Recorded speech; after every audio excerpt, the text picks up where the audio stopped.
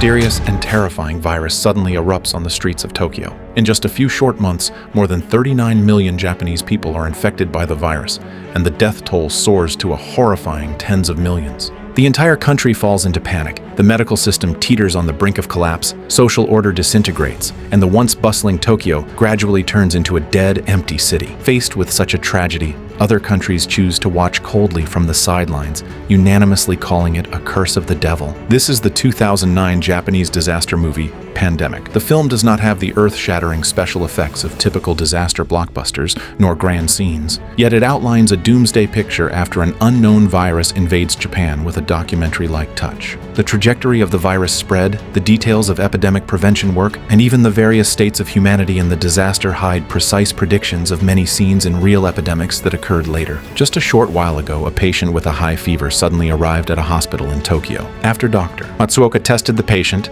he didn't find anything abnormal and thought it was just a common cold and fever, so he told him to go home and drink plenty of hot water. But the next day, this patient and his wife were both infected and sent to the hospital. Strangely, the test the doctor did for him today was still negative, but his symptoms were much more severe than yesterday, with blood uncontrollably flowing from his nose and the corners of his eyes. Soon, his body began to convulse violently. Seeing this doctor, Ando hurried forward to control him, but the patient suddenly sat up and coughed a mouthful of blood onto his face. Ando didn't mind. He simply wiped it off and continued the rescue work. But at this point, the patient's organs had all failed, and there was no way to save him. Ando deduced that this person must have contracted some new type of infectious disease, so the hospital quickly sent personnel to carry out a large-scale disinfection operation. To prevent infection, all medical staff took drugs for prevention. After 2 hours of rescue attempts, the man eventually died in the hospital bed. Not far away, the patient's wife, Mami, watched this scene with overwhelming grief. She excitedly questioned the doctor why her husband died when it was clearly just a simple cold and fever. Matsuoka was also full of self-blame at this time, his heart filled with regret and doubt.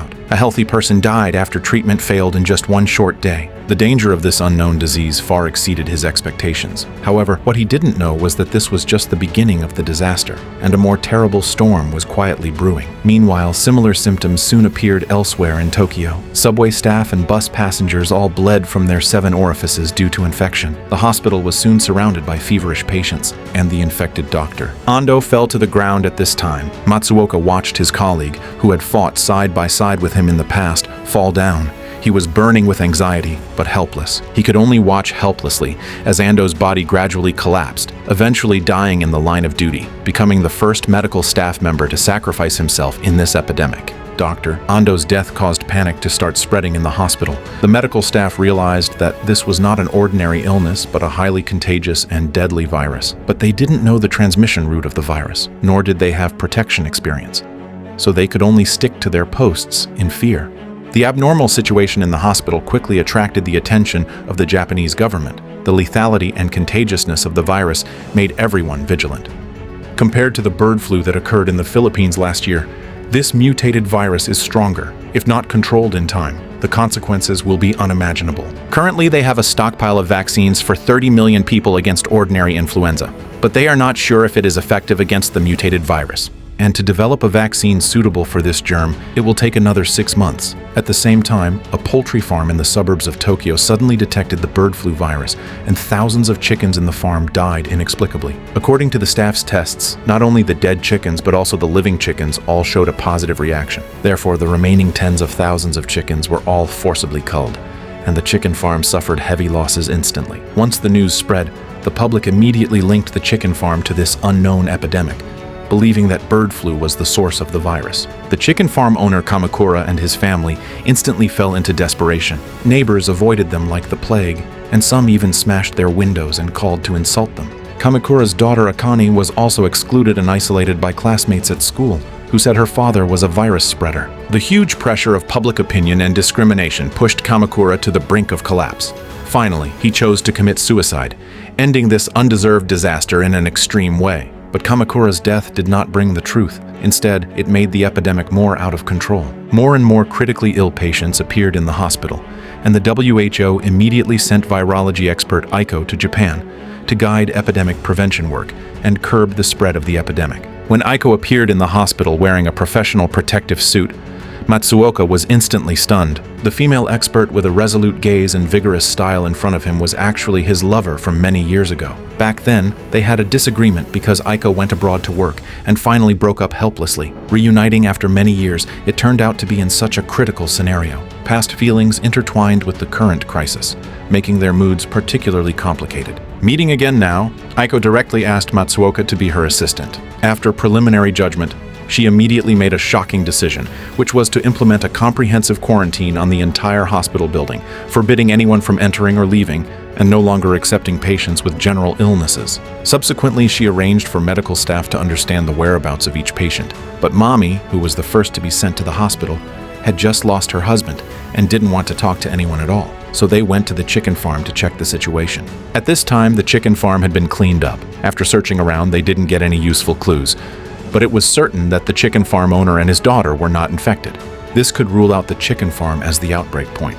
On the 5th day of the virus outbreak, the number of confirmed diagnoses had reached more than 23,000. The hospital was packed with infected patients, and even the temporarily set up tents could only admit critically ill patients. Some with milder symptoms were told to go home and isolate themselves. The situation was getting more and more serious, and medical staff were severely scarce. Aiko had to hold an emergency general meeting, calling on everyone to become full-time infectious disease personnel to assist her. This job not only requires bearing great pressure mentally and physically, but also having the courage to face the danger of being infected at any time.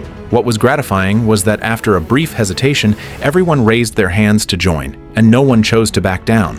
To control the epidemic, the Japanese government had to take tough measures to seal off the epidemic area and send the self-defense forces to patrol the streets, arrest infected people who concealed their illness, and even suppress riots caused by panic. At this time, the uninfected people all wanted to flee the epidemic area. Some people, in order to escape, ignored the staff's obstruction and rushed through the isolation barriers.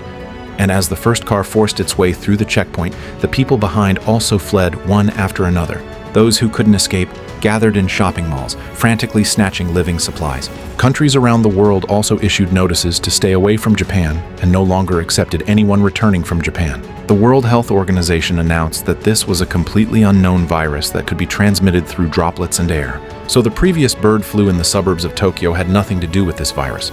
Seeing that even the WHO didn't know what this virus was, let alone the treatment method, some doctors immediately lost their fighting spirit, scolding the WHO for being useless. After other countries learned the news, they did not extend a helping hand to them either. They all unanimously claimed that this was them being cursed by the devil. On the 22nd day of the outbreak, the number of infections in Japan had reached 800,000, with 420,000 deaths. Transportation systems across the country began to shut down, and social order had already collapsed. Just then, Mami, the wife of the first deceased patient, had improved. She sneaked out of the hospital and went home while the doctors weren't paying attention. Aiko felt that this woman must be hiding something, so she went to Mami's house with Matsuoka to search.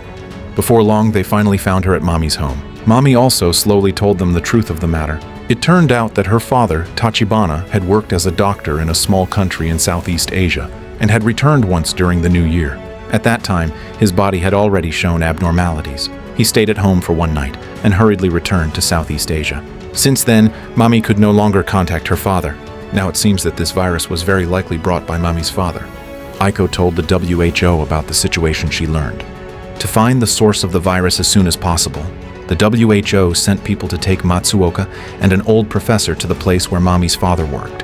Although they did not see Tachibana here, Matsuoka found a diary he wrote on the computer. It said that he had been to a nearby small island, and the people on the island had contracted an unknown flu. That place was very likely the source of the virus, so they followed the clues all the way to the island. Abandoned houses and scattered corpses could be seen everywhere here, and the air was filled with the smell of decay, which made people shudder. After some searching, Matsuoka found that there were still survivors on the island, but these people also seemed to be infected with the virus. They were like demons in hell, frantically lunging at Matsuoka seeking help. Seeing this, Matsuoka had to get up and run. When he ran outside, he saw a young man taking care of other patients, but he didn't look very healthy either.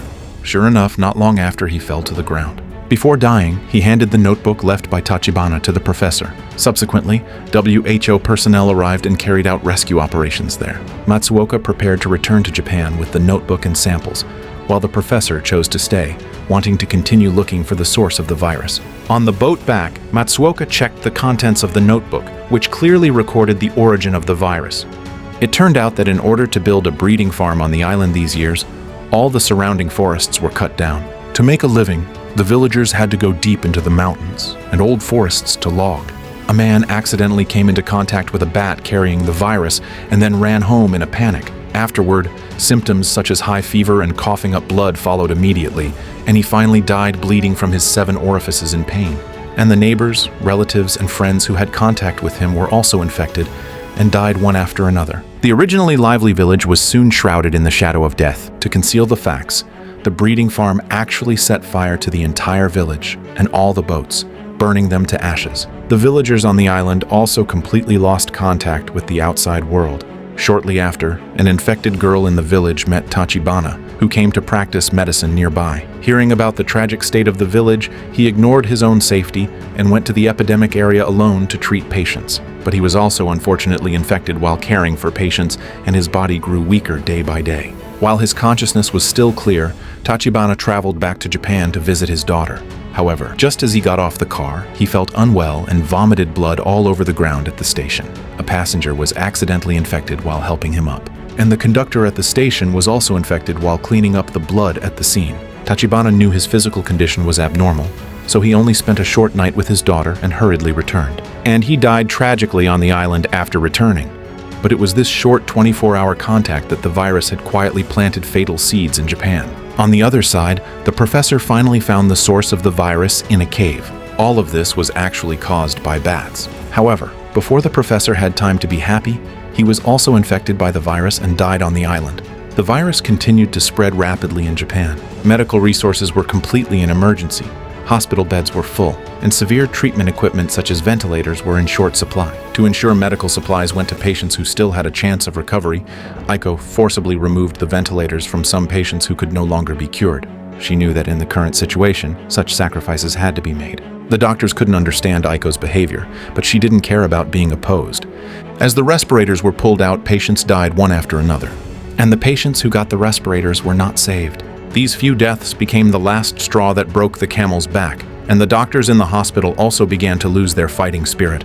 After all, a doctor's mission is to save people, but their behavior just now was undoubtedly murder. As Matsuoka brought the samples back to Japan, they finally isolated the virus after many days of research. Next, they would immediately launch vaccine development. It would take at least half a year to achieve mass production. Now, the number of infected people in Japan has reached 5 million, and the death toll is about 900,000. Wrapped corpses are placed everywhere. The virus has infected almost 90% of the people in Japan, and a breath of death hangs over the city. The scene on the streets of Tokyo is like doomsday. During this period, Aiko and Matsuoka always stuck to the front line of the anti-epidemic fight. In the process of fighting side by side, they gradually resolved the estrangement of the past and re-recognized each other. However, Aiko was also unfortunately infected with the virus. She knew she couldn't go back, so she continued to take care of patients at a nearby isolation point. But not long after, her condition worsened, and she finally fell weakly in front of the hospital bed. On the other side, Akane from the chicken farm was also infected with the virus. Back then, her father was wrongfully blamed by everyone and took his own life. Now, the doctors absolutely cannot let anything happen to her. Just as Matsuoka is performing emergency treatment on Akane, he suddenly receives a video call from Aiko. She tells Matsuoka that she is preparing to attempt a new treatment method, injecting the serum of a survivor into the patient's body. This method was opposed in Europe, believing that its safety and effectiveness could not be guaranteed. But Aiko remembered that doctors in Zaire had used this method at critical moments, and there were many successful cases. Now she had no retreat. She wanted to use her own body for the experiment. If successful, more people could be saved. Just then, Akane's condition also began to deteriorate. To save her life, Matsuoka had to adopt Aiko's proposal. Extract the serum of a healed patient with the same blood type as Akane and treat her. Fortunately, shortly after the serum injection, Akane's body temperature gradually dropped. The symptom of coughing up blood was alleviated, and her consciousness slowly became clear. In the end, she miraculously escaped danger. However, Aiko, who also experimented, failed regrettably and left them forever.